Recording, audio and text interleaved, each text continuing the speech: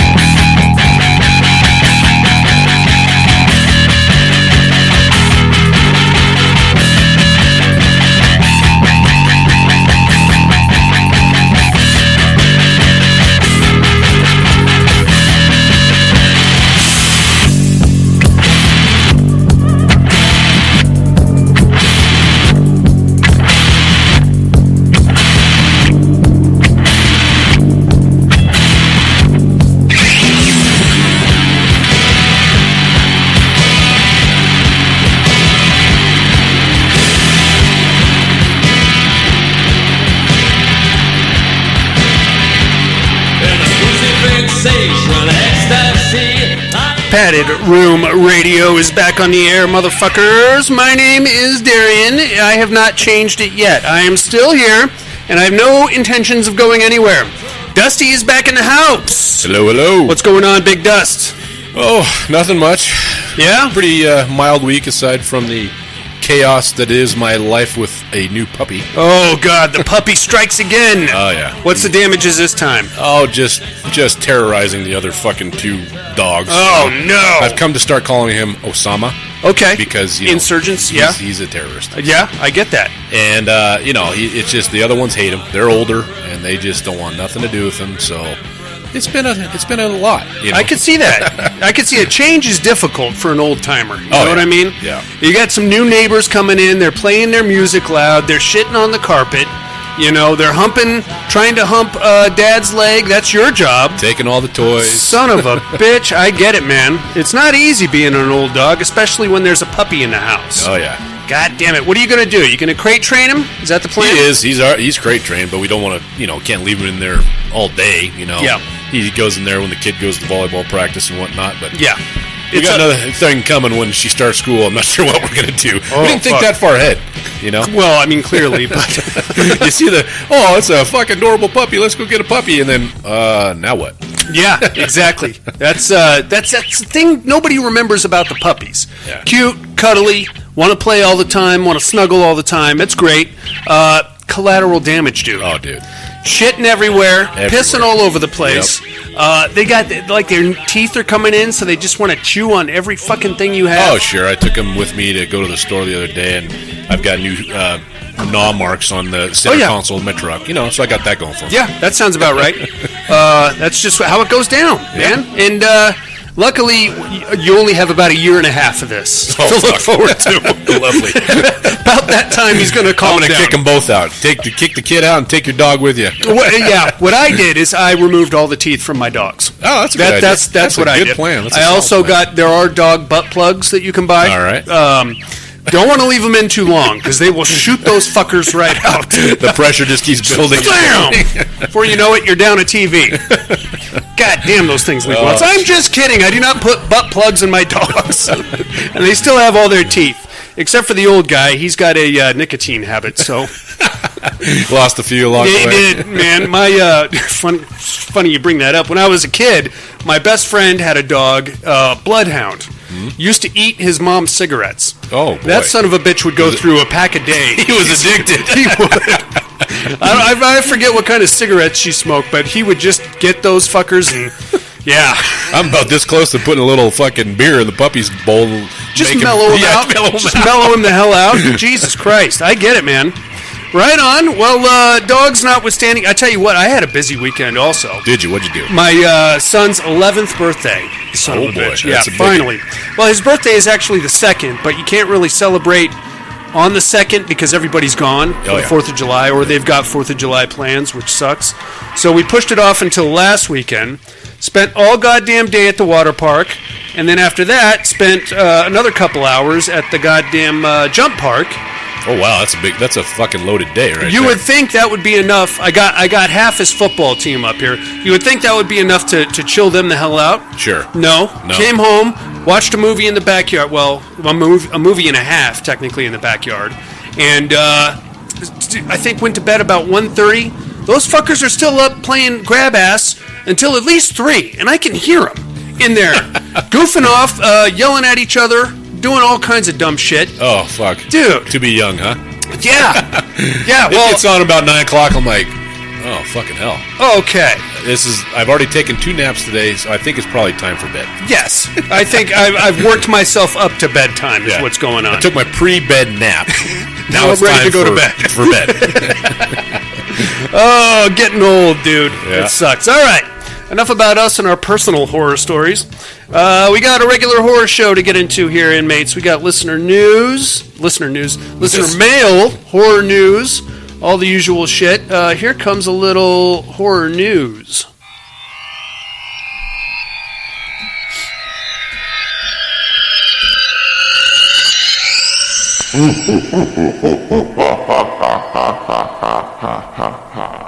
Horror news. What do you got there, fella? All right, so the first reactions are coming in from the I Know What You Did Last Summer reboot. Yep. And surprisingly, they are all, so far, fairly positive. Okay. All right, one of the critics called the slasher a perfect legacy sequel. Okay. And everything the new Scream movie should have been, but cool. Weren't. So, and then another one states that favorite movie of 2025. That's pretty high praise right there. All right. And then, let's see, one more. This new chapter brings those classic chills and brand new kills, and I was living for every Wicked Legacy callback. Right on. So it sounds like it's getting pretty good preliminary. I mean, they still have the, what do you call it, the embargo, the critic embargo where they can't give their actual ratings and stuff, but they can actually kind of just talk about it a little bit. So yeah, I guess that's good. I'm into it. Yeah. I was looking forward to this one. Yeah. I always liked I Know What You Did Last Summer more than Scream. That was just me, though. Well, the cast of I Know What You Did Last Summer was a little easier on the eyes. Yeah, I would agree. And they do a lot of running in wet wife beater things that I enjoy. Yeah, that was a bit of all right. Yeah. Next I have, they announced a couple of the haunted houses that will be appearing at the Hollywood Halloween Horror Nights at Universal Studios. Okay. Oh, both California and Orlando. Okay.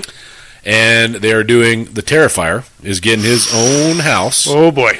And basically what they're saying is this is going to be the goriest haunted house in Halloween Horror Nights history. I love that. Bring your raincoats. Okay. So that's what they're saying about that. I'm into that. I like that.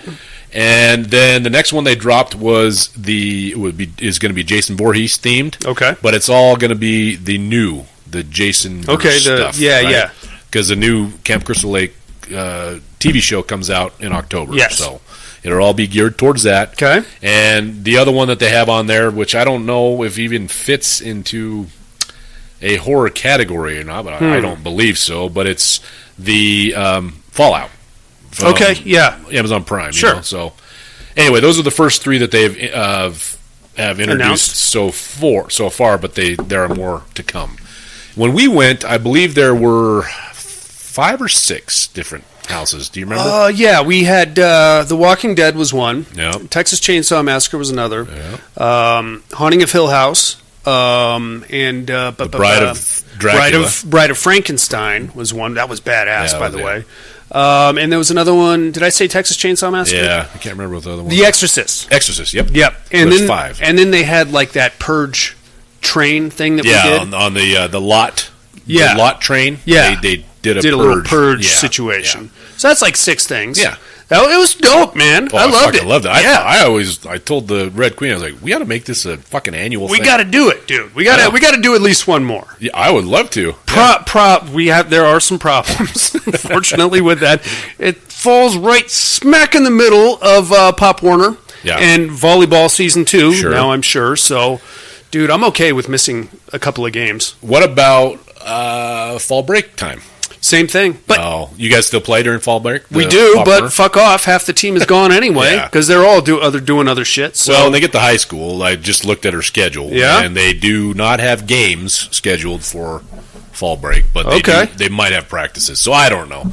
But I think when they get to varsity, they go to do a tournament in Las Vegas for fall break. So we might have to put the pin in this until... Well, there's something coming to Las Vegas, too. I think it's already there. It's like a Universal monster thing. It's a Universal Halloween horror. It's a Universal horror experience. Yes. And it's a year-round thing. Let's go. We could do that. Let's do that. We'll do that on fall break. Okay. I'll fuck off the Pop Warner. He can make... Dude, my son has not missed a single flag or tackle football practice ever. I don't think... Well, except for my wife's birthday. Yeah. So, I think we're entitled to one. I think you put in your dues. Okay. I'm done talking about it. Nobody wants to listen to our vacation plans. Right on. Let's do that. No, so yeah, that should be cool. Okay. Be cool to be able to go. Yeah. Now we just got to get the girls on board. Yes. I'll handle that. All right. Yeah. You're a very persuasive fella. Yeah. What I do is I get down on my knees and stick my tongue out, and then I say, "Here we go, please, please, oh yeah, please, yes. Stupid. Will you sign this, please?" Oh shit! What do we got here, dude?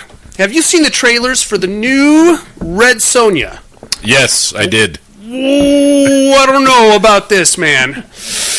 No Arnold, no Ernie Reyes Jr., definitely no Brigitte Nielsen. Was it Wilt Chamberlain, or was that Conan the Destroyer? That was the Conan the Destroyer. I remember Wilt Chamberlain was in one of those. It looks like a serious action movie. Oh yeah, it looks very legit. harken back to 80s fantasy action fucking nonsense. Yes. I would eat the box right out of Matilda Lutz. Oh sure. Ever since Revenge. Mm-hmm. God damn, is that girl something? And I don't know which one you saw, but at the end, they poke fun at themselves as well, right? Yeah. Mm-hmm. So the guy, the armorer, yeah, and he's where has he been? And he's been, I don't remember. I didn't recognize him. He's a heavier set gentleman, yeah, English guy with the goatee going on, and I know I've seen him in something else, and he's always funny. Mm-hmm. But he's holding up her slinky little steel plated bikini thing, yeah. And he's all, "How about this?" And she's all, "What is that supposed to protect?" He's like, "The crowd's gonna love it." Yeah, don't worry about it. It's gonna be great. No, so it looks definitely worth a watch. I'm into it. Whatever's going down there. Teaser trailers for Stranger Things season 5 drop tomorrow. I did read that. I don't know how we're gonna pull this off, dude. Those kids got. They're like 20 years old now. Yeah, they have kids of their own. So unless this takes place in 1997. It's not really going to make sense. They have to do a time jump. There's no way that they can fool everybody into thinking that these kids are still 13, 14 Yeah, and if they old. try to do that de-aging shit, it's just going to look ridiculous. Yeah. We'll see. We'll see what's going on there. Robert Englund is getting a star on the Hollywood Walk of Fame this Halloween. I saw that on 6600. Yeah. I don't know the street It's either probably Hollywood or Vine because it goes around the corner there. You been down there recently? I have not. I've heard it's just covered in scum. It's bags. a tent city. Yeah. So good luck, Robert. I don't think anybody's ever going to see your star because somebody's going to use it as a toilet within the next 24 hours. Yeah. It sucks. It sucks down there. Yeah. So hopefully maybe we can get that cleaned up by then. Here's something I'm excited for. Did you ever play the Legacy of Kain games? Yeah, that's he had the power thing that came out of his wrist or whatever. He was a soul eater or something like that. He could. Yeah, he had his jaw. He was a vampire. That's right. But he got his jaw knocked off, right. so he just wore the Sub-Zero. And he sucked him in. Yeah. Remastered, just released on PS5s. Legacy of Kain, Soul Reaver 1 and 2. I saw that. I was perusing the network the other day. I did just see finished downloading it. Can't wait to jump in. Yeah, I wish they would do the original Legacy of Kain games too, because you had Legacy of Kain, Legacy of Kain, Blood Omen, and then these Soul Reaver games were like spin-offs of that. So these aren't the originals? These are there is a Legacy. I don't know if I ever played Legacy of Kain. Yeah, I know I played the first one that he was in. Back on PS3 days, I want to say. Oh God, Legacy of Kain was PS1. Oh, then Legacy of Kain 2, Blood Omen, I think was PS2, And I think both of these were PS2 also. I could be wrong, though. Okay, yeah. But, I put a lot of hours into those fucking things. I'm downloading it as we speak. Well, I will download it to my system as well. Alrighty. Megan 2.0 hits digital tomorrow with an unrated cut. Okay. This thing took a big fat shit at the box office. I did see that. So... It's not a horror. From what I read, it's not a horror movie. I heard it's more of a comedy. BattleBots, kind of a comic. Yeah, very wink and smile kind of a thing for you. I'm not too interested. Megan was fine. Is basically Child's Play with like cybernetic elements to it, but wait till it drops on Peacock. That's what I say. It'll probably be there in a week and a half. Yeah. I ain't worried about it. All right, so we got on the horror news. How about some listener mail, amigo? Sounds good.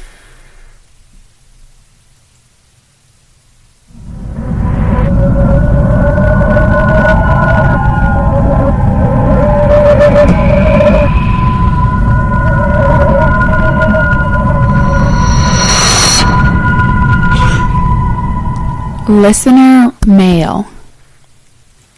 Hey, we got some voicemails coming at us here, Dusty. Let's start things off with our main man in Alabama. Alan's in the house. Alan. Hey, room, what's up? Hope everybody's doing good. All right, Sharing your Ghosts of War. You got I think me. I know what next month is. Oh, do you? Anyway, horror hotties. What do you think? Number 1, Daniel Harris. Number Really? 2, Catherine Isabel. Okay. Number 3, Amanda Seyfried. As far as Amanda Megan Fox Seyfried. goes, it's not the toe thumbs.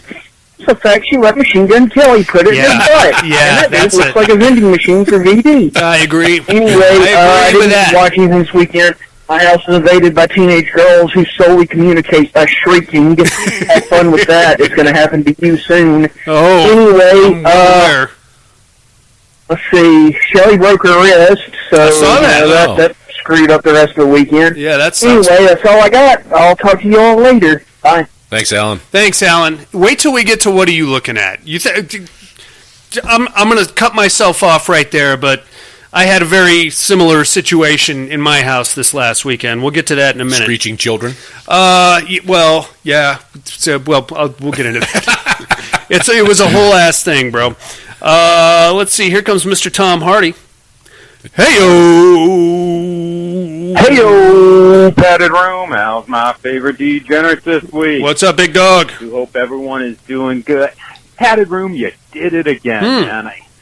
I don't know how you guys do it. You just claim you're like some, small little podcast That's from it. Reno. Yeah. And then last week you was that Klaus Kinski in there doing the lines, and you had Gerard Depardieu. How do you get these I stars know, on this, right? just some small podcast from, Reno? I don't know how you guys do it, man. We know I people. just wanted to say I'm impressed, man. Well, thank you very much. I wanted to get on the educating department. Come on now. You got me fucking licked on this. Oh, come who the on. fuck you are. It's not a very good movie. As far as the what are you looking at department, Yeah. I did get to catch this flick called Offseason. It's on Amazon. Okay. And you reading it, and I was like, oh, this is your typical, it's a haunted house, but they're really killing motherfuckers here. Sure. And it is that sort. I don't know what it is. I dug this flick, man. Okay.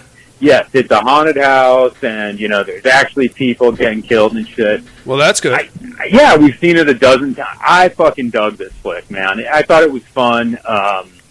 It's funny. It's got some good kills in there. Yeah, it's low budget, but I don't know what it is. I actually just dug it, man. So Okay. I'd say give it a shot, man, if you're looking for that sort of thing, or you're just looking for a slasher.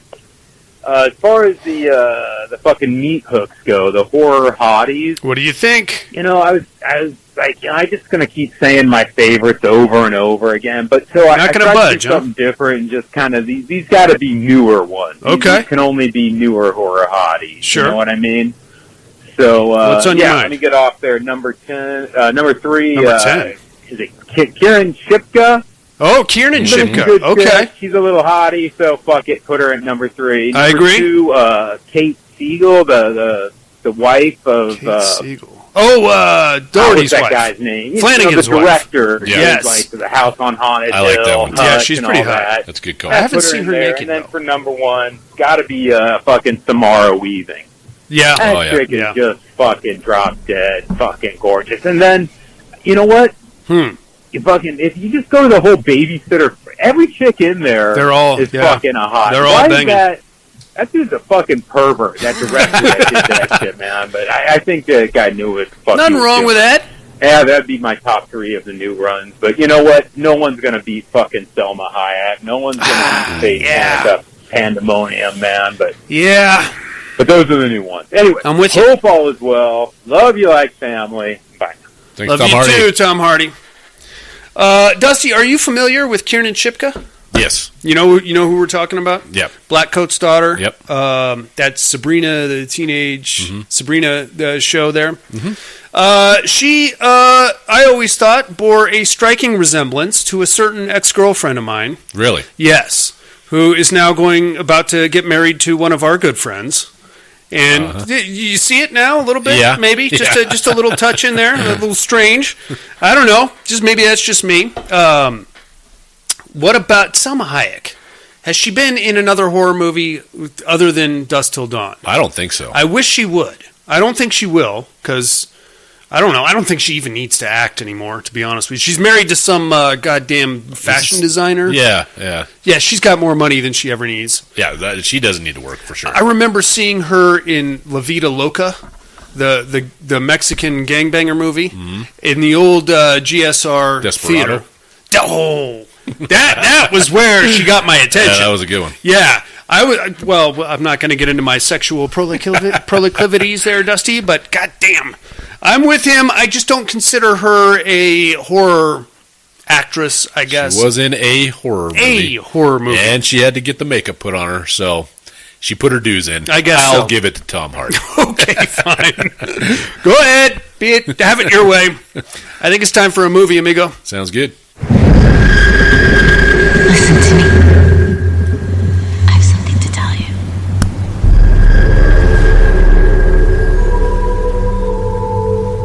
Please come at once. Your mother's grave has been vandalized. This is an emergency. I have to get to the cemetery as soon as possible. Please. She didn't want to come back here. She didn't want to be buried here. There's something wrong with this place. This island ain't very big. I could be a real friend to you. Can we please get out of here? Yes.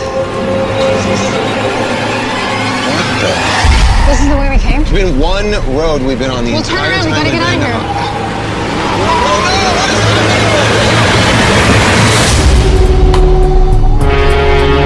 here. She said that the people on this island made a deal with a demon.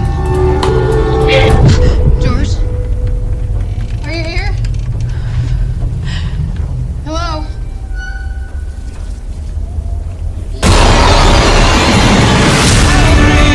What is happening right now? Demons and sea creatures? You never should have come back here. It's evil. Is anybody there? Don't be frightened, dear. Can't let you go, man.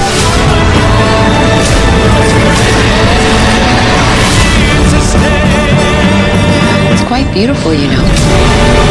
The island.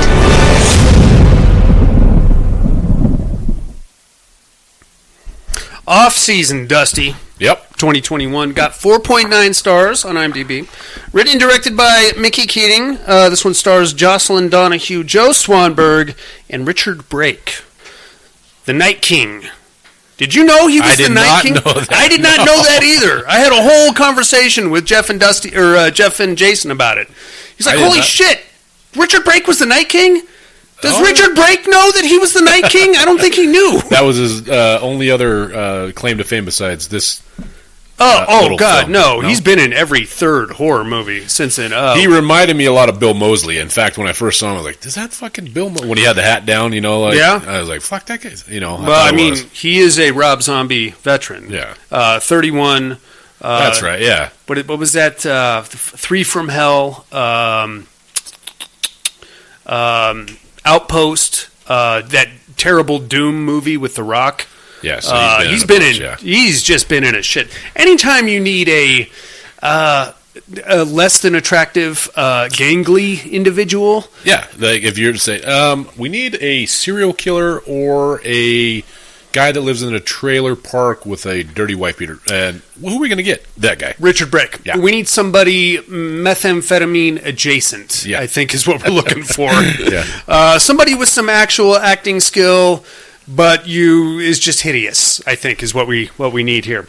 This is, I honestly, I would not have put this movie in Larry Fessenden month if I had done my research, because while Larry is in the credits, doesn't actually appear in the movie. No. He just does a quick voiceover, like 15 seconds worth, and that's it. Oh, really? Yeah, that's it. That's all you get from Larry. I was waiting to see him pop up. Me too. I didn't know if he had something to do with the production or something. No, he just does a voiceover real quick. It's like 13 seconds. And that's it. So that sucks. But the movie's pretty good anyway, or at least I thought so.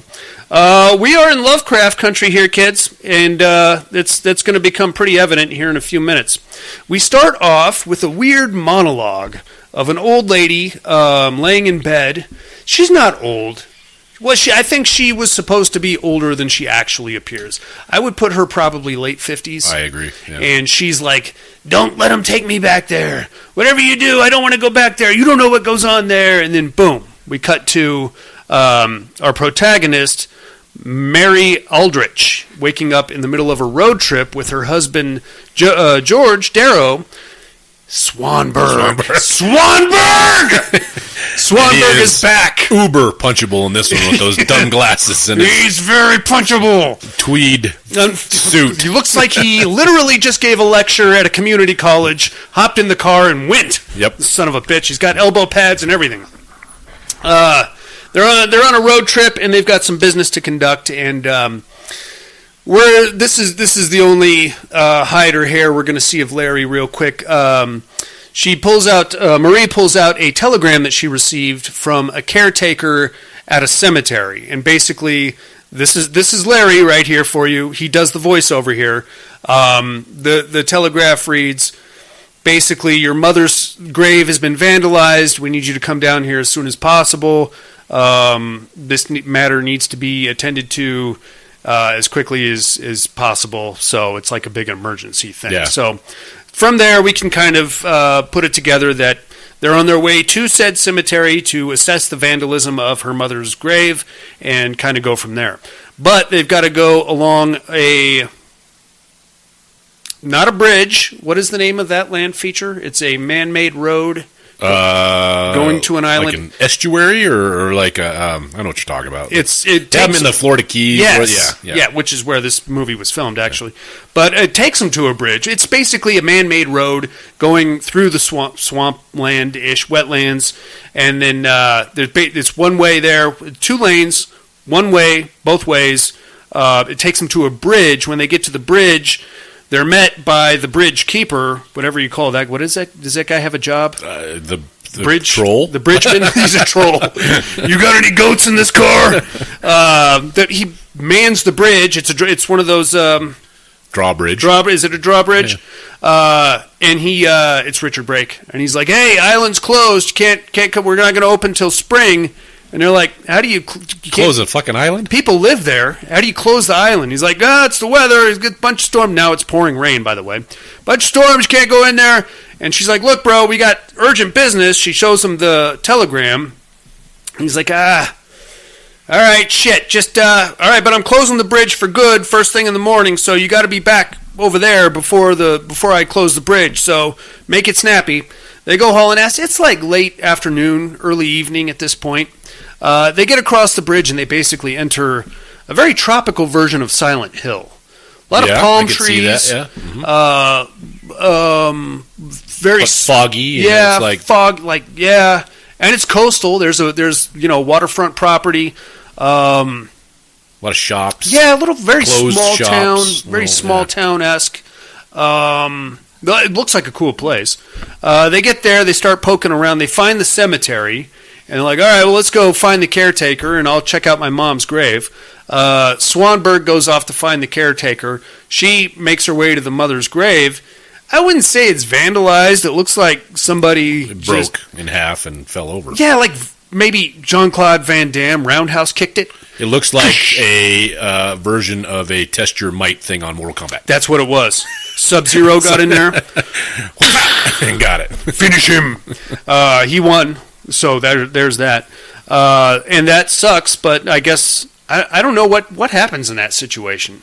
Do you have to fix it? Is it your responsibility? Well, I think we find out that the mother was fairly well off. Yes. But so you probably have to arrange for the headstone to be replaced. You probably have to pay for that. Yeah, I would imagine. Yeah, you're not going to find anybody to cop to fucking breaking a headstone. No, but I would think that and I don't think you can make the cemetery liable for it. I mean, probably not. You're going to have to replace it. Yeah. Which brings me to the point of, is this a fucking emergency? No. I mean, I could see an emergency with a grave desecration, right? Your mother's body has been fucking removed. dug up and stolen, Sure, and it's chaos. Well, now it's a crime, right? Well, I mean, it's still a crime. Now it's like a felony. This is just a broken headstone. Yeah, it's some kids jacking off. Yeah, we'll deal with it in springtime. Oh, yeah, I could see that. Or you know what? Venmo me. I'll take care. I'm the caretaker. It's my job. Yeah. $300. I'll get that thing up and looking snizzy. Yeah, snazzy. We'll glue it back together or get you a new one. Yeah, not a problem. Well, there's more to what's going on here, obviously. She's there and she's like, shit, Mom, what are you fucking, your headstone's all over the place. She turns and looks and there's an old lady staring at her through the fog. Spacey, looks like she walked out of 1923, introduces herself as Grandma Emily, and she owns the little floral shop in the middle of downtown, whatever this island is called. I think it's called Lone Palm or something. Lone Palm, I think you're right. Yeah, something like that. I own the little flower shop on Main Street. And she's like, okay. Your mother, she was, everybody always wondered what happened to your mother. And Marie's like, Mom took off because she didn't want to live here anymore. So that's that. And she's like, never should have left. And then she turns around and the old lady has vanished. So now the fog is really rolling in. Marie is still trying to find the caretaker and her husband now, who has walked off. Kind of wanders around. Yeah, some papers to grade. Yeah, something. He's looking for some grad students, if you know what I'm saying. He just kind of walks off into like the. It's like a weird tropical kind of a situation, like a lot of ferns. Yeah. She just walks off into the wood and then comes out onto a beach. And it's very Cape Cod-like. Like, it's just big, long, empty... long, wide, deserted white beach. Yeah. Nobody there. And she's like, oh, shit, I just fucking walked right out of there. I don't know what the hell's going on. Starts looking around, sees what she believes to be her husband way, like, I would say, like, what do you think, half mile? Half mile, yeah. Down the beach. She's like, hey, what are you doing? And he's like, huh? But you can't really tell that it's him because he's so far away. So she starts walking towards him. He starts walking towards her, who we believe to be her husband, starts walking towards her. Eventually, he just cuts a sharp right turn and goes back up into the jungle. So she does the same thing, thinking she's going to head him off at the pass, gets up into the area there, gets all lost and turned around. Eventually, she happens upon, like, at first, one guy, and I'm going to use the term zombie because I don't know how else to describe him. Or ghost, maybe. He was just, they were standing there. It was a normal human being-ish, but with white eyes. White eyes, little on the pale side. Sure, yeah. Just standing there motionless. So she's like, look at that guy. No, thank you. Turns around. Now there's like 6 or 8 of them behind her. Yeah. Oh, shit. No, all over the place. Has a freak out. Starts running through the jungle. Eventually, she comes back out to the cemetery and bumps into Swanberg. And she's like, oh, God, what? Did you see those people? And he's like, no, I was trying to find you. So she's like, well, bunch of people in the fucking jungle over there. And he's like, well, I couldn't find the caretaker, so... I don't know, you want to get out of here? Yes. Okay, so apparently they passed a little restaurant on the way to the cemetery. Like, okay, why don't we stop at the restaurant? We'll see if anybody there knows where the caretaker is. Restaurant, by the way, the Sand Trap. The Sand Trap. Which, to me, sounds like a great name for a pussy. Especially if it's not going to be in use anytime soon. The old Sand Trap over here. Instead of the old ball and chain. That's right. You know, the Sand Trap's got to be doing chores all weekend. That's right. God damn it. It's fine. They get there, and it's just like every scene in the high school comedy when the two white kids walk into the all-black bar. Everybody stops what they're doing and stares at them. What the fuck? Literally freezes in place. And they walk in awkwardly, and they're like, how's it going? Anybody know where the caretaker is? And this is a very weird bar. I'd say it's a bar. I mean, it looks a lot like you would expect it to look, like an island. Okay, so we've never been to like an island community, right? But I would expect, just going off of what I've read from Stephen King novels, I would expect it to be very small town-esque. I would expect it to be very xenophobic, but not in like a weird, not in like a racist way. No, it's like if you're not a local, then get the fuck out. Exactly, exactly. Like you're not an islander, you're a mainlander, right. So just mainlander. We have your woman. What? But they all just kind of freeze and stare at him and make him feel very uncomfortable. They're like, anybody know about the caretaker? And they're like, nobody says anything. Eventually, one guy gets off the bar and comes over to talk to him. But Swanberg is like, takes out like a 20, and he's like, are we sure nobody knows about where the caretaker is? And my good friend George Washington thinks somebody knows. That's right. Oh, nobody's listening? How about his friend other George Washington? I got a couple more George Washingtons, Abraham Lincoln. I think that's who is that, Jackson, I think? Eventually the bartender's like, all right, let's go try to get him on the radio here. While Swanberg and the bartender go into like a back room to try to talk on the radio, one of the locals gets up and kind of approaches, I would say, Marie, and he's like, hey, you're going to need a friend around here pretty soon. He approaches her very rapiest. Yeah, well, yeah. He like grabs her hand and he's like, she's like trying to pull away, and he's like, nah, you're going to need a friend over here. My house is right around the corner. Why don't we go to the... Yeah, that's a great way to... That you're not going to get anywhere, my friend. How about be a gentleman, okay? Little class. Don't just grab them. Yeah, don't just grab them. You probably smell like fish. She pulls away. Swanberg comes out, and he's like, oh, hey, whoa, what's going on here? She's like... Unhand her. I say... he's like, well, we couldn't get anybody on the radio, and I don't know, man. I guess we could go back to the cemetery. Now it's dark outside. They get on the road, they start driving, and this is where things go a little wacky. I hate this, dude. How many times have you gotten in an argument with your wife while you're driving? Oh. I can count at least 14 times in the last 2 days. You know what I mean? Never, ever have I pulled over.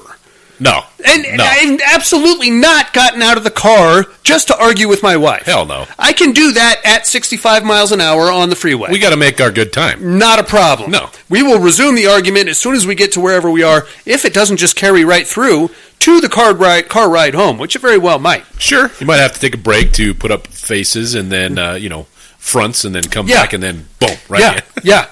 I'll have the number 2 with cheese. Make it a double. Shut up. And it all stems from your. This is what ours stem from. Is there's a truck, fucking half a mile in front of me. Big rig. Slow down. No. You gonna stop? I get these numbers where I'm just driving, fucking minding my business. Yeah. And the truck decides to get over in our lane. I'm like, what the fuck? That truck is coming over. I was like, I saw it. It's fucking 2 miles in front of us. I saw it. It's fine. Yeah, Yep. so, Yep. just the, and then, oh, Jesus, what the fuck? Yep. No, you know what? You know what she does? Anytime I speed up to catch a yellow light. It's okay, sweetie. It's okay. I love the way that they tell you how to drive. Yeah. Honey, I've been driving going on about 20 years now. Yeah. And I've never gotten in an accident when you haven't been with me. Never. I think I got it. Never. I don't need lessons. Yeah. All right? I drive for a living. Yeah. I get paid to do this. Yeah. Okay? Just sit there and look pretty. Yeah. Go to sleep if you want. I don't care. Go back to reading smut on your phone. It's fine. Anyway, that's exactly what happens. They get on the road and they start talking, and Oh, so now she's got to come clean with Swanberg about what they're doing here and what's actually going on. Apparently, the old lady that delivered the monologue at the beginning of the movie was Marie's mom, and she was nearing death, and she wasn't quite in her right head. And Marie makes the confession to Swanberg that she said some pretty wild things in her last days, and according to her, the big thing was that she did not want to be buried on this island. Now, clearly she already has, because her grave has been vandalized. That sucks, but we'll get more into that in a minute. But the reason she didn't want to be buried on the island is because anybody who's buried on the island basically doesn't stay dead. They become puppets of a demon. And the people in the settlers' times that settled on the island had to make a deal with the demon because these big storms kept coming and killing off entire families. And one day, some guy crawled out of the sea and he made a deal on behalf of the demon. And ever since then, like, if you die, the descendants of the original families have to stay on the island. If they die, then they get buried and all is well. But then when tourist season, and correct me if I'm wrong, Dusty, I don't know if I fully understood this. Yeah. When tourist season comes around, all the dead people basically become puppets, and they all just live this very picturesque life, and just are there to attract tourists and do business. I think that was the gist of it. Yeah. I don't think that the dead I think if you die, you come back to life, and then at the end you see what happens. Yeah. What the guy was saying, when we get a little bit, the island basically feeds on the tourist energy, yes. Right? And then when it's off season, it has to. Everybody goes back in the ground. Well, they have to feed on them. Yes. We get into that's going to get explained a little bit better here in a minute. But that's what she comes clean with to Swanberg. Swanberg can't take this and drive at the same time.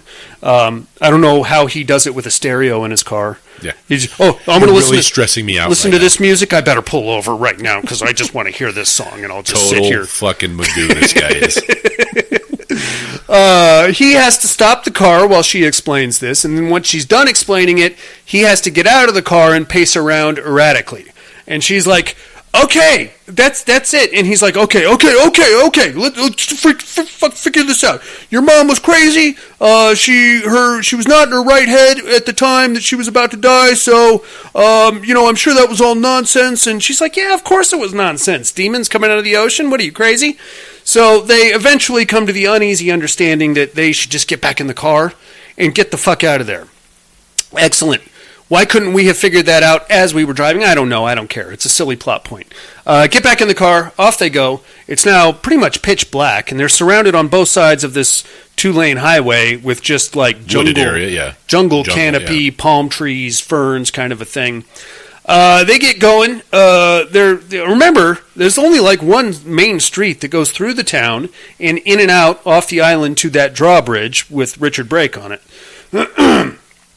So they're doing fine. They're hauling ass. Deadfall, middle of the road. Now, I will credit Swanberg with this. He did the right thing. Lesser attuned individual would have gotten out and tried to move it. And that's he said, when you get the axe. "No, thank you, sir. No, thank you. This is, I think, a 4-wheel drive, or maybe all-wheel drive. I don't know what it was. It was just a Crown Vic or something. Something like that, yeah. Some kind of a fucking Volvo. He's like, "I will drive around. Thank you very much." And he does just that. Gets off into the woods, goes around it, takes off again, gets, I don't know, half a mile down the road, road ends. Yeah, what the fuck? Just done. Nothing but jungle. It's just like it just stops in the jungle. It's like, oh, well, this is the only road here. What the fuck, man? All right, I don't know. Maybe we missed a turn somewhere. Let me turn around and head back. Turns around, heads back, road ends again. Now you got yourself about a quarter mile of road and absolutely nothing, nowhere to go. So he has himself a little bit of a shit fit and just decides to peel off into the fucking jungle. Well, it was another road that led off the shield. Go that way, because that's the only way you could. Was there a road there? Yeah, it was like a dirt road, though. It was like not a main I didn't see a road. I thought they were just like, just go through the jungle. Oh, no, you went off on a dirt road. Okay. Well, it's the only way you could go. So either way, crashes the car, and she gets knocked out. Yep. We get a little flashback here. And, this particular flashback doesn't tell us much other than her mom was a little nutty. A lot of, kind of condescending back and forth. She was trying to take care of her. Mom gets up and starts smoking cigarettes. And we learned that Mom was actually a famous actress before she died, so that's pretty cool. Got a lot of money. That's also pretty cool. But Mom is very adamant that she does not want to be buried on that island. Whatever happens, do not take me back there ever. No way. Absolutely not. Okay, but then she's like, she tells the story about the demon and the people making the deal with the demon. And then Marie's like, were you acting when you said that? Because you're an actress. You can act, right? And she's like, am I acting? No, I'm not acting. Are you acting? And they kind of get into this little, tissy mom and daughter fit thing going on where, no, I'm not acting. You're acting. No, I'm not acting. You're acting. Whatever. Then she wakes up. And she's in the car, and she's got blood coming out of her head, so she must have hit her head on the dash. Joe Swanberg, nowhere to be found, so she gets out and just starts walking. Makes it all the way back to the little town area, completely deserted.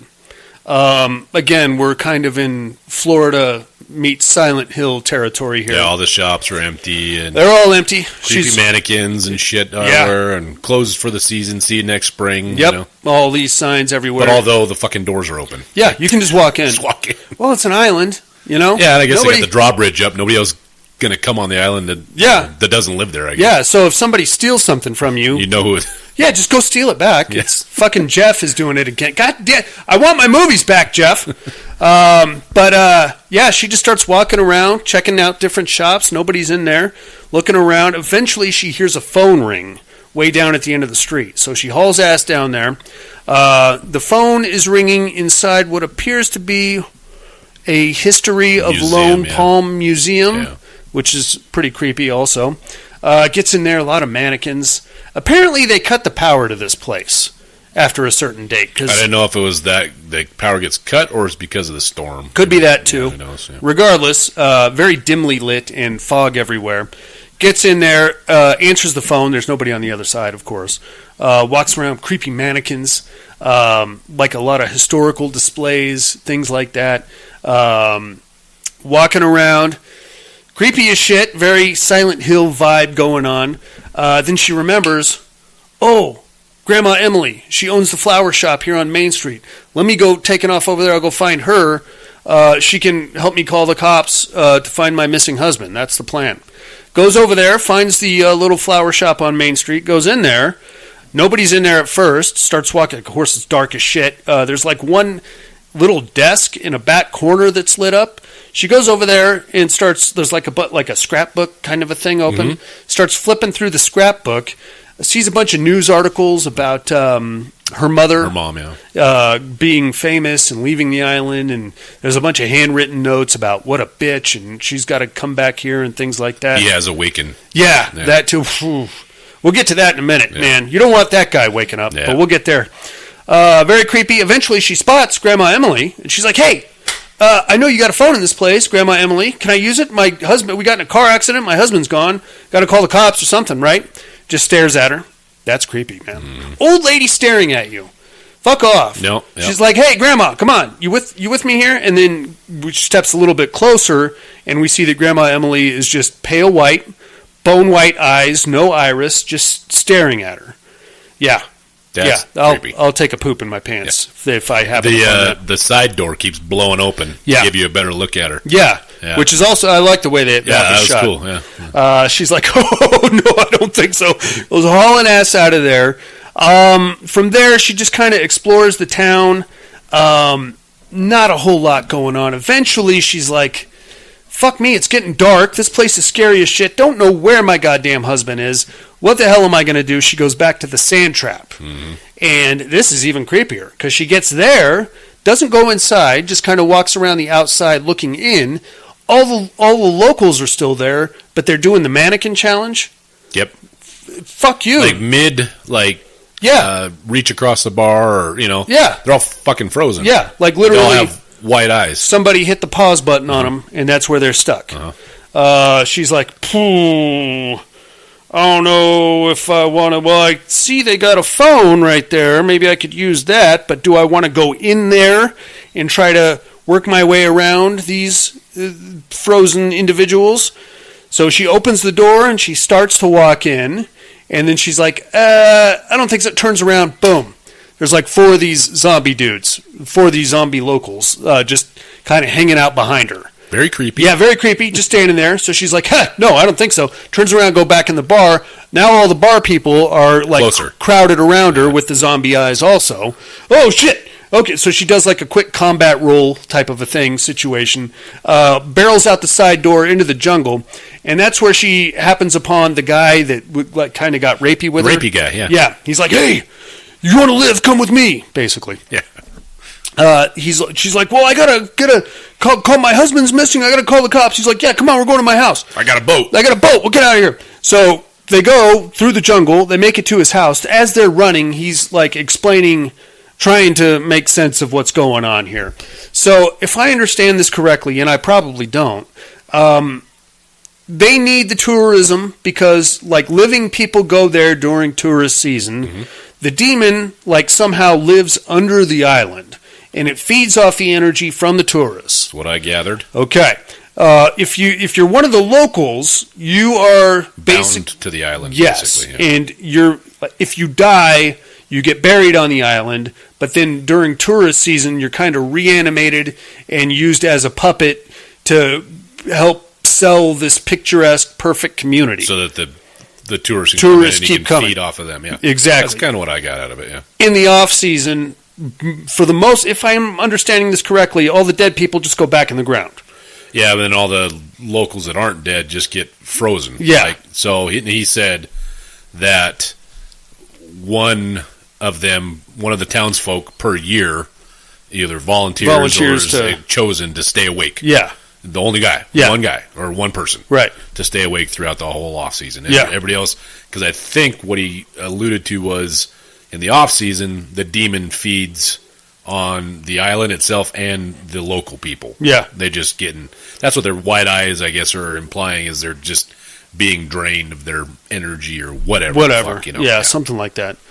I kind of feel like it would be cool to be the volunteer because I would just go through all my neighbors' houses and try to find cool shit. Yeah. Ooh. Well, he said he volunteered because he knew that she was coming. Right. So and there's a relationship there is. We'll get more into that in a second here. They get to the house. House is also very creepy. Apparently, you only get 1 room's worth of power at a time. So I don't know how that works. And this motherfucker is a hoarder. He is, dude. He lives in a fucking shithole. Yeah. He's got a bunch of weird fishing crap all over the place. The house probably smells like ass.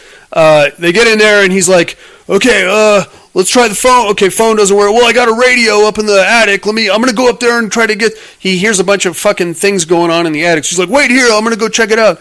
Goes up there. She waits there down at the ground floor. Gets freaked out. So she's like, all right, I'm going to try the radio. So she goes running upstairs. Very dark, very creepy. A lot of weird sounds. She keeps hearing like... Rustling and like somebody banging. Running at her at full speed, which is pretty creepy. She keeps calling for the guy, but he's not answering. She finds the radio, which is good. She hops on the radio and she's like, hey, I could use some help here. Her husband is on the other end of the radio, Swanberg, and he's like, hey, I'm at the bridge. And she's like, oh, perfect, stay there, don't move. All right. So she goes to leave the house. She like makes a wrong turn into one of the rooms, and she finds the dude, the rapey dude, but he's just been tentacled, I wrote down. Tentacled? Yeah, I thought that was cute. Yeah, tentacled. Tickled by tentacles. He's got like a bunch of... He got Evil Deaded. Yeah, I was going to say Night of the Creeped. Yeah, that too. Or creeped? Every orifice is plugged with a fucking branch. Little, I don't know if they're branches or leeches or things coming out of them. He kind of goes zombie mode and pops up with all this crap squirming around him. He's like, she shoots him with a flare gun. Yep. Which is a good move. Sure. Unfortunately, it sets the whole house on fire, so she's got to haul ass out of there. Goes running out of there, goes running through the town, happens upon a few more of our zombie friends, but just kind of shoots right past them towards the bridge. Gets to the bridge. Oh, before she went to the bridge, she made a stop at the local sporting goods store. Oh, that's right. Yeah, got herself a gun. Yep. Yeah, good call. I would have done the same thing. Yeah. Probably not. I probably wouldn't have. I would have just relied on my cardio at this point. Can you catch me? No. I keep this up all day. I practice flag football, bro. Come on, juke me. I'll juke you. I play soccer now. Yeah, not very good at it, but I can get around you, fucker. So she gets a gun, which is good. Then goes hauling ass to the bridge where Swanberg is there waiting for her. He comes out of the, what is that? The house. The bridge control box, house, yeah, whatever that is. Yeah. He comes out. He's now basically possessed by a demon. He's like, I am the island, and the island is me. And you are mine now. Yeah, you are destined to be here. And she's like, I don't want to be here. I wasn't born here. I'm not technically part of this. And he's like, your mother was here. He makes a very good analogy. He says that the island is like the palm of his hand, and all the people in it are like his fingers. So that's how he kind of controls things. This little, no, Mr. Bond, I expect you to die speech goes on. And then eventually she gets sick and tired of it and shoots him. Great. Well, that was easy. Yeah. A little easier than I thought it should have been.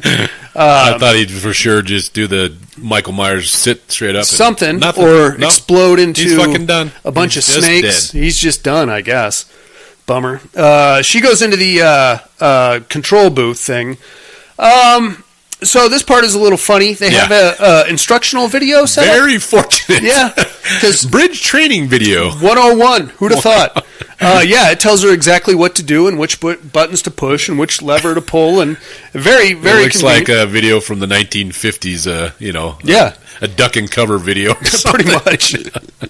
Drawbridges and you. Yeah. So she watches the little orientation video and she's like, well, that was helpful. And then she just lowers the drawbridge. It lowers all the way. She goes running across at full speed and she's like, ha, I did it, you motherfucker, I'm out. Now, here's the thing. You really want to get across this fucking bridge. Little fucking piece of water. Yeah. Right? Yeah. It's literally maybe, what would you say? Not even a quarter of a mile. I'd say like 50 meters, maybe. Yeah. I don't know. Just fucking swim. Yeah, I mean, you don't have a car, right? If I could see if you're trying to get out of town with their car. Sure. You want to try to get no, we're on foot. Yeah. Just jump in the fucking water and swim. Maybe she's worried about sharks. Gators. It's Florida. I don't know. Yeah, I don't know. I don't know. It's not a very good that's a valid point. Yeah. Trap, if you will. No, and I mean. They know where you're going. That's the only way in or out of the island. Yeah. So apparently the rest of the zombie people aren't that motivated to track her down. Whatever. Or maybe they just thought Swanberg had it handled. Anyway, goes hauling ass across the bridge once it gets lowered. Gets all the way across thinking, fuck you, I'm out. Richard Brake. Right to the face with a sawed-off shotgun. Mm-hmm. And he's got a couple of the zombie dudes with him. Standard issue for bridge maintenance, bridge operator. Yeah, you can't. Dude, that's a dangerous job. Yep. She comes running across and she's like, no, you don't there, cutie pie. You got to go back in. And she's like, I'm not even part of this. And he's like, fuck you, I'm trying to get in. I'm the assistant caretaker or something like that. I work hard. I'm trying to earn a spot on the island. They keep making me run the goddamn bridge during the off season. And you come along and you just want to leave? Fuck you. And it was actually... He's the Renfield. Yeah. He's just a caretaker. One of the various... They keep fucking stringing him along. That sucks. Maybe next year. That sucks. Maybe one more year. Why do you want to live on that island? He's a Guillermo. That's what he is. Damn it. At least Guillermo looked like he had fun. This guy. He just sits in a box and does meth all day, it looks like. Very well produced and acted scene here of him like venting his frustration at her for just wanting to leave when he's been working so hard to get in. They won't let him in. He says, it's heaven. And yeah, she says, no, fucker, it's hell. Yeah. Eventually he puts the shotgun at her and he's like, you're going back. Now, I can take you back there dead. That'll be just fine with them and me. But it's going to hurt. You'll come back, and this is really going to hurt. So how about you just walk back, and we can do this the easy way. So eventually she's like, fuck, all right, god damn it. So he walks her back by lantern light with a shotgun, walks her right back to the cemetery, to her mom's grave, where the grave is now disinterred and the coffin is open, and mom is just standing there waiting. And she's like, Mom? and Mom just turns around and hauls ass through the jungle. So she goes hauling ass after Mom, thinking she might have like some answers to this nonsense. Ends up back on the beach, and Mom is there for a second, and they're like squared off with each other there on the beach. Did Mom say anything at all? No, I don't think so. I think it was just her like, what are you doing? How do I get out of here? I didn't want to bury you here, but somebody changed your will, I think, and somehow you ended up here. Yeah, we kind of glossed over that part where she was talking to two lawyers. The attorneys, yeah. Yeah, and they said, well, what can we do? It's in her will. Law. Yeah, it's in her will. It's out of our hands. So they must have, some guy from the island or somebody changed the will. It's black magic, dude. Yeah. Yeah. And then the guy that got ate up by the vines and such. Yeah. It was alluded to that was her uncle. Brother. No, her uncle? Uncle, yeah. It was her mom's brother. Yeah. Yeah. Yeah, so, and he stayed behind because I think he was trying to get her out of there. Yeah. Obviously, that didn't work, but eventually Mom just kind of collapses and gets sucked off into the ocean. And then Marie is standing there, and this is where we get the big reveal with the lightning flashes in the background. It's Cthulhu. It's fucking Cthulhu, the big sexy animal. He's way off in the distance, and he looks like he's, I don't know, a couple miles high. Yeah, at least. He doesn't look happy. Mm-mm. He's not happy with the situation. And then all of the townspeople just kind of come out onto the beach and kind of surround Marie, and she's like, oh, I get it. I get it now. And then she looks up, and she's got the white eyes. Yeah.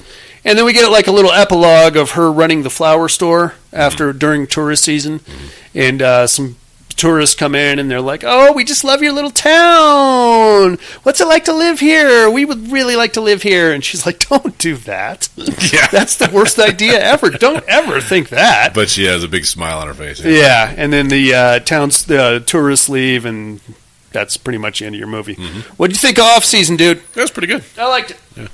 Very creepy. Not a whole lot of kills, but it was I got two. Yeah, the brother or uncle Swanberg, and then the uncle. Yeah. Very Lovecrafty, obviously. Pretty good. Yeah, the reveal at the end was pretty cool. Yeah, atmospheric. Cthulhu. Yeah. Reminded me a lot of a different movie called Messiah of Evil. Have you ever seen that one? Put that down for immersion therapy this week. Okay. I'd like to get your thoughts on it. I'd also like not to be so gassy. Let's take a break before I vomit on the microphone, and we'll come right back. It seems 3 years, or maybe 4. Someone drops dead on my door. You love someone, there will be grief. The kiss of death, lips of a thief.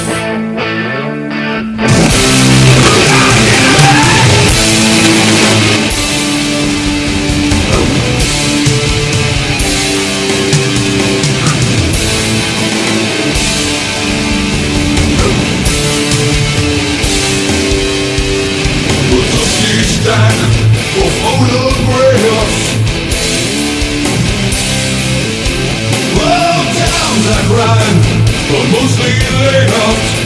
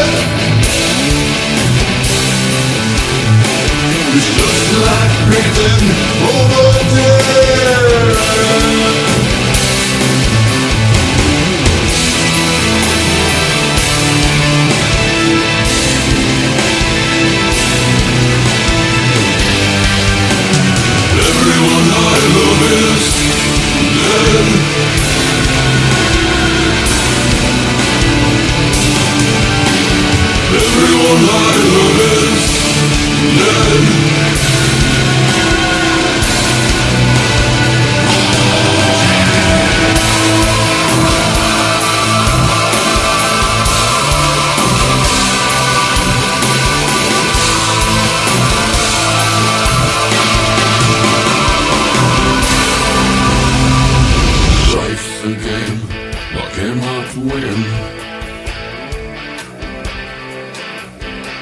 Both good and bad must surely end. The mirror is all, let's tell the truth. I love myself for hating you.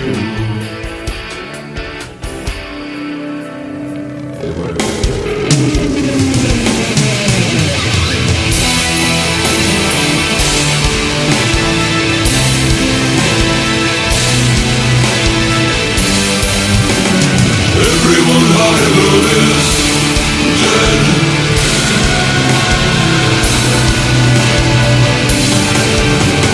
Everyone I love is dead.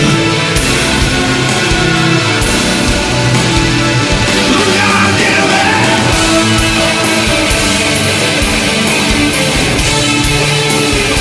Look out, give it!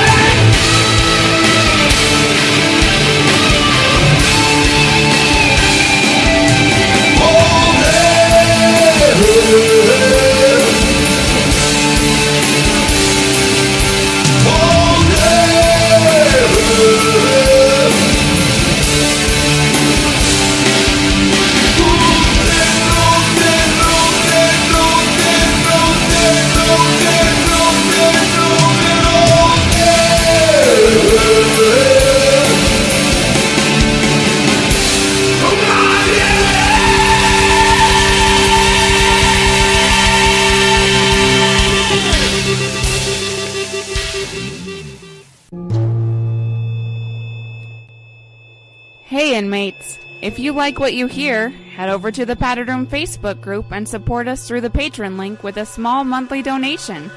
Check out the T-Villain link at paddedroom.podbean.com and grab some t-shirts. Thanks for listening and enjoy the rest of the show. And we are back, Dusty. Yes, we are. Oh, buddy. I got a road read for us this week. All right. Before we get into that, I wanted to clear a few things up. We have not given up on the Terror Dome. We're going to be bringing it back probably first week in August. I know we're a little bit behind schedule, but things have been weird here in the Casa de Brock. So we're getting back on track here. Look for a teams tournament starting first week in August, and we'll ratchet. Start thinking about who your fighters are going to be. I got my eye on somebody, but I don't want to commit just yet because I think there's a new movie coming out, which I noticed that whenever a new movie comes out, it tends to tip the scales a little bit there, Dusty. Yep. So I'm gonna hold off on letting that cat out of the bag. But just keep your pants on for the Terror Dome. It's coming right up pretty quick here. But in the meantime, let's do a road read. Sounds good.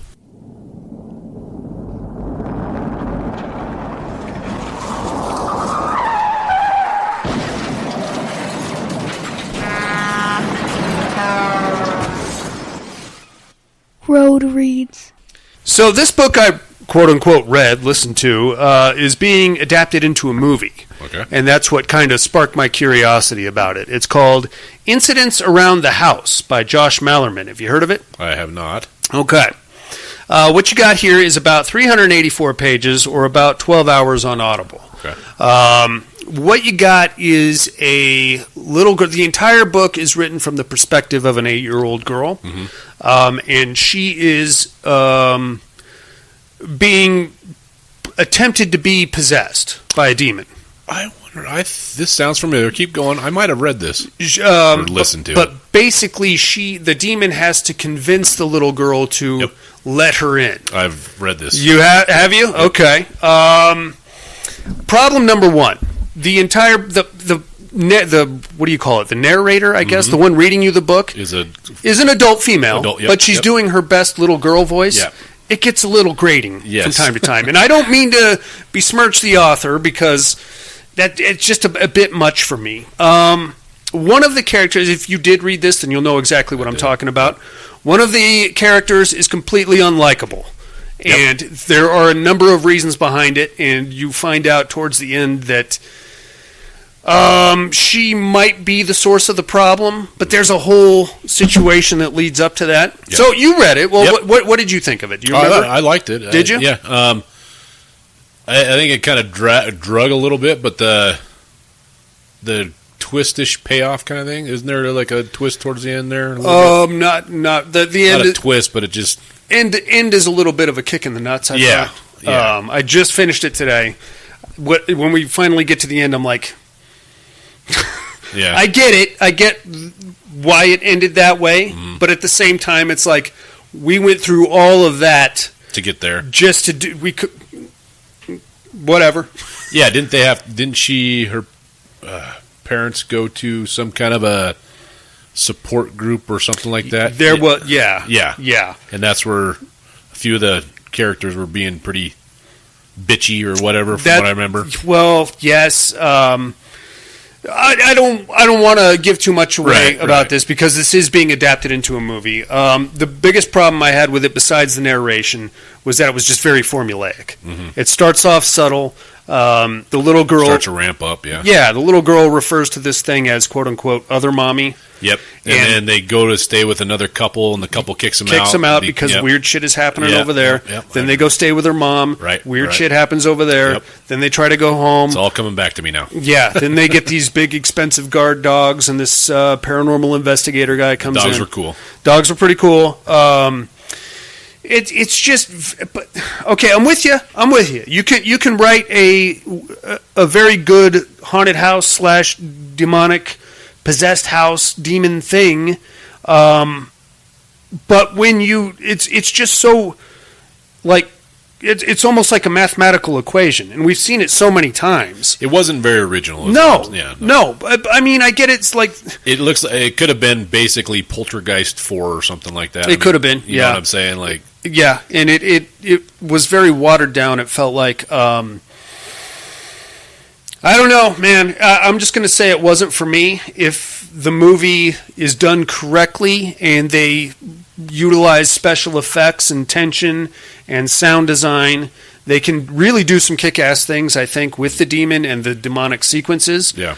But because the book is written from the perspective of an 8-year-old girl who believes that the demon is her friend, the demon ain't all that threatening. It's just other mommy. And periodically, other mommy comes out, and other mommy makes her feel better when she doesn't feel good, and other mommy kind of... But she tells her to do some fucking bad shit, though. Well, no, she just keeps saying, can I come into your heart? Yes. And she's but like... you have to let me in. Yeah. And she this whole reincarnation angle where I guess she's going to take over the girl's body. Mm-hmm.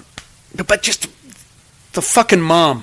The real mom, was such a fucking insufferable snatch. And she just made the whole thing about her the whole time. Yep.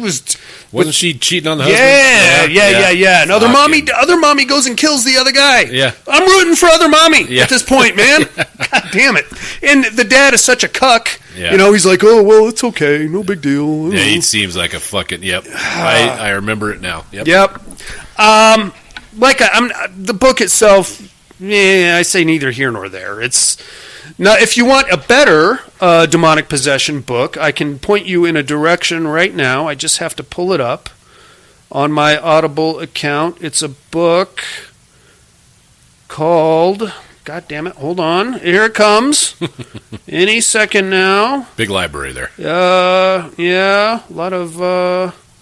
things. I just got to remember how long ago I listened to it. No. Hold on. Not Necroscope. Come Closer is the name of it by Sarah Gran. Okay. That one is a lot better. And it's better narrated, and it's just all around written better, and it's much more adult-oriented. There's a lot of... sexy times? Yes. It gets pretty... Apparently, getting possessed makes you horny. What is this one called? My wife recommended it to me. All right. Anyway, definitely... I would say, if your curiosity is piqued, they are going to make it into a movie. So... If you're interested at all in what we just said, go ahead and check out Incidents Around the House. But if you want something better in the demonic possession category, check out Come Closer by Sarah Gran. I think you'll like that one a lot more. All right, my man, that's it for the road read. How about a little, what are you looking at, yeah? Yep.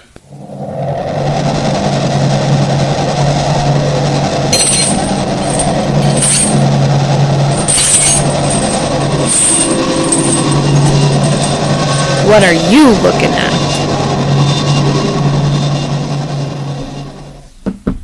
So earlier in the show, Alan mentioned about how his niece's friends were all at the house and they just screamed all night. Sure. Yeah. So as teenage girls are wont to do. Let me tell you about adolescent boys. Okay. So I wouldn't know, but I'm gonna educate you there, Dusty. A couple of weeks ago, I had a couple of the guys from Deacon's football team over. We did a big sleepover. We hung out, had a great time. We watched Scout's Guide to the Zombie Apocalypse in the backyard. Everybody had a great time. Thought it was hilarious. So the same two kids come over, and a third kid joins us this time. Uh-oh. Now, the first two kids are all fired up. They know they're coming to the horror house. They're vetted. Yeah. And they're ready. What do you got? They're in here checking out movies. What's Killer Clowns? What is this? Dude, let's watch this. Texas Chainsaw. Mr. B, how many boobs in this one? Okay, fellas. All right. But the new kid, who is a good kid, let's just say he's very sheltered, shows up, and he's like, I don't know. I see where this is going. So I'm like, me and the wife are like, okay, well, the Deacon has seen everything I have to offer. He doesn't give a shit. The other two kids are just frothing at the mouth, right? Wanting an education in horror and boobs.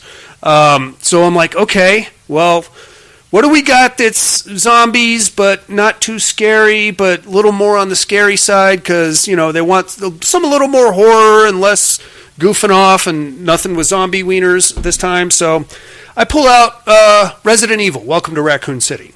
The new one. The newish. The new 2021, right. actually. Yep. So I'm like, okay, well, it's 90s. There's some funny-ish things going on in there. It's not too bad. We'll check it out. Pop it in. Mind you, this is 10 o'clock at night because we can't start the movie in the backyard until the sun is completely down. Get 45 minutes into it. We're now knocking on the door of 11:15ish. The new kid just looks up. We get to the part you've seen it before, right? Oh yeah. The part where the house. The house, yep. Yes, and the neighbors are coming in. Kid just pops up, eyes are like saucers, goes, I can't watch this, and goes running into the house. And you hear the other Deacon and the other two go, pussy, Landon, oh. And the new kid is just sitting in the kitchen going, that's fine, I'll just wait. I'll just go to bed. No big deal. Now I feel like a giant horse's ass. Yeah. Because this kid is now traumatized. So I got 45 minutes into Resident Evil, Welcome to Raccoon City, and then I had to swap it over to Scott Pilgrim versus the World. Okay. So that's what I'm looking at this week. Good. I'm surprised. I thought it was leading to a parental phone call. Oh no. This kid the whole time he didn't narc? No, well he might have, but she hasn't called yet. But the whole time this kid is going, I can't watch that looks scary, I can't watch that. And I don't mean to make him sound like a homo. No, I know. But he's sheltered. Yes, very sheltered. Sure. So we were up till I think close to 2 a.m. watching Scott Pilgrim versus the World because we couldn't start it till damn near midnight. God damn it, Landon. And that's all I'm looking at, man. What do you got? All right, I checked out Beazle, and good show, dug it. Right? Yep, yeah, I did dig it. Yeah, that was cool how it went through the whole lineage of the house owners and stuff. So gave me a very Autopsy of Jane Doe vibe. Yeah. The witch was pretty creepy. Yeah. I think the sequence with the at-home caregiver was the best. Yes. That one creeped me right out. Yep, that was pretty good. That's a good show. I'm going to have to pick that up on Blu-ray. So that one, and then I can't believe I had never watched it, and I don't remember. I was perusing Tubi for something or other, I can't remember, and the Poughkeepsie tapes came up, and I was like, I thought I'd seen it, but I had never had, so I watched the Poughkeepsie tapes. What do you think of that? I like it. I mean, it was... The acting was a bit shit, but it was a fucking mockumentary. Yeah, but it was a cool premise and fucking pretty dark. Yeah, I mean, kept that poor fucking chick in a box or as a slave, for fucking 10 years. Yeah, I think something like that. Yeah. No, just all the ways he found to fuck with her. Yeah, and all the other people that came and got killed. And when she got rescued or whatever, and this chick's still fucking alive, and then all the injuries. Oh yeah, she said that, or they said that she went through as far as broken fucking femur that never healed right. It's like she didn't know how to live life not in pain. Yeah. Like, pain was her... That's it. She signed on to fucking Pinhead's mantra. Yeah. That's her it. Pain was exquisite. Yeah, exactly. Whatever. No, but it was good. I liked it. So. Yeah. And... that's all I really had to watch this week. A lot of people say that that's like one of their top 10 most disturbing films of all time. I mean, I don't know about... I mean, the fucking little girl, I mean, it was... Yes, it was disturbing. Sure. I'll give you that. But it wasn't... I mean, it was very low budget, right? No, I mean, totally, yeah. Most of it was... like found footage style, obviously from the fucking videotapes. Yeah. I didn't find it any more disturbing than some other things. No, it didn't watched. Keep me up at night, but no, we're kind of salty veterans. I guess we're pretty, So we're pretty, what do you call it, desensitized? You could say that, yeah. Right on. That's all you got? Yep, that's all I had this week. All right, how about a little immersion therapy then?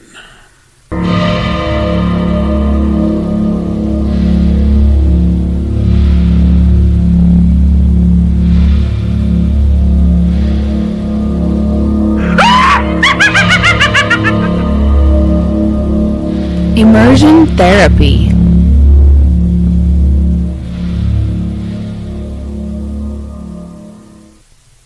Loved me some Sinners, dude. Fucking awesome. It was. I got to watch it again. I had to watch it on the installment plan.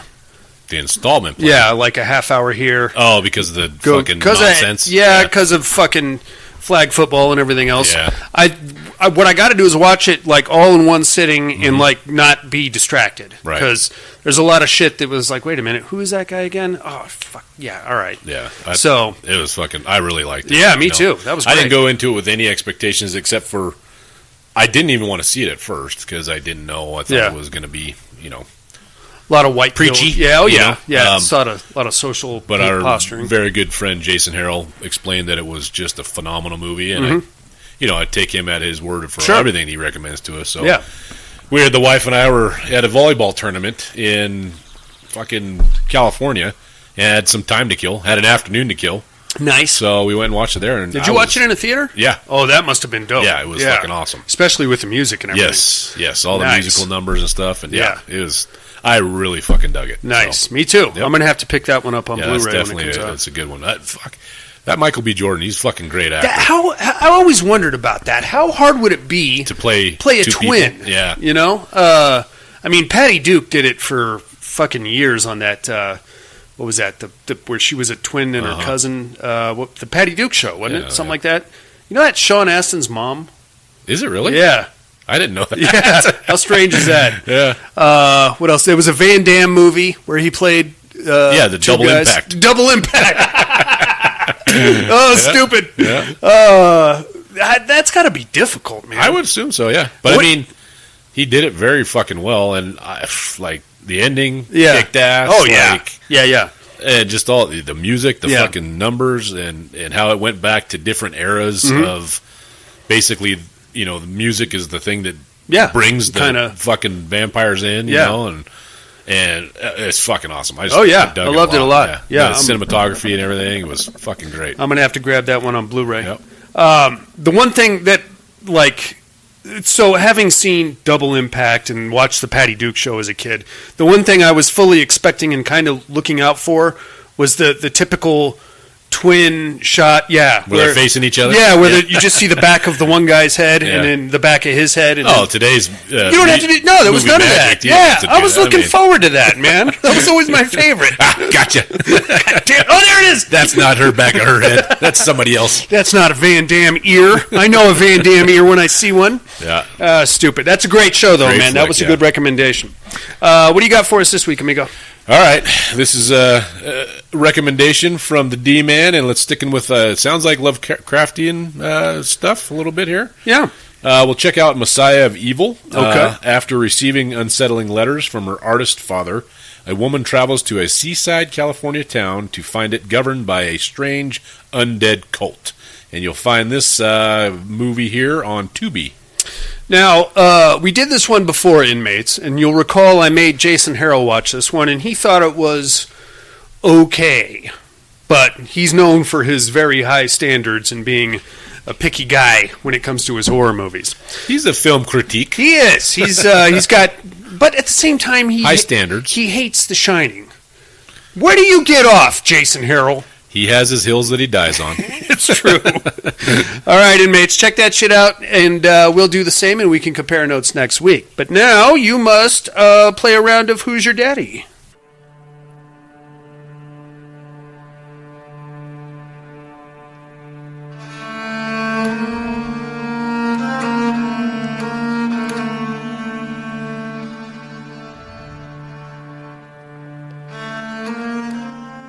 Who is Daddy?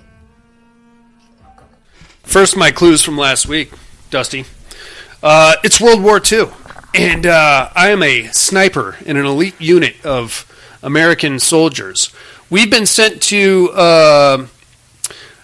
guard a French chalet and keep it out of enemy hands for strategic purposes.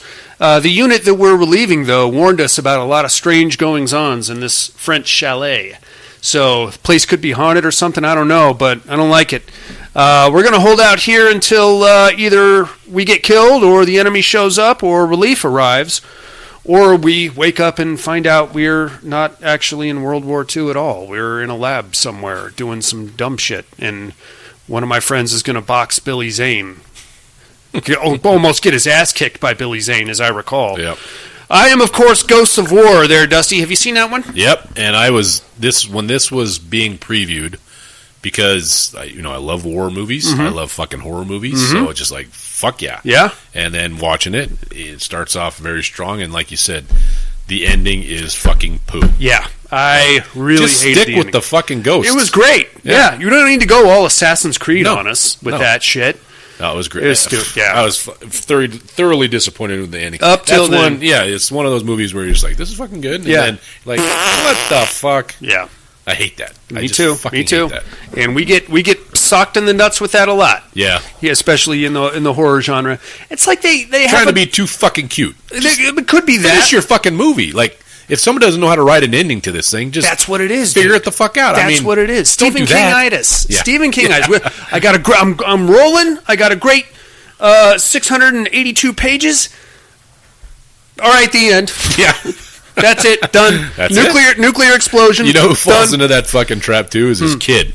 Yeah. Hill. Yeah. Like, I'm telling you, like, because I'm in the process of a road read right now. Yeah. And some of one of the stories in the book I'm reading, 20th Century, I was like, it just fucking ends. You're like, wait a minute, like. Yeah, he didn't resolve anything. No, just I was trying to be cute, like, but what if this happened? I mean, come on, fucktard. Damn it, you asshole! You're breaking my balls here, is what you're doing. All right, who might I be this week? You ask. Well, I am a young man on the cusp of coming of age, and I have found a online young lady of ill repute who is willing to satisfy me and my friends, possibly, in a very strange three or four-way situation. But she's ready to go. She's hot, ready. I'm going to go to her trailer. I'm going to take my cronies with me, and hopefully we don't get abducted and hauled into this religious cult and kind of held hostage during an ATF FBI raid, and one of my friends gets shot through the top of his head, which sounds like the worst place to get shot at. I mean, it'll kill you, obviously, but I don't know. I figure probably through the temple would be closer. I don't know.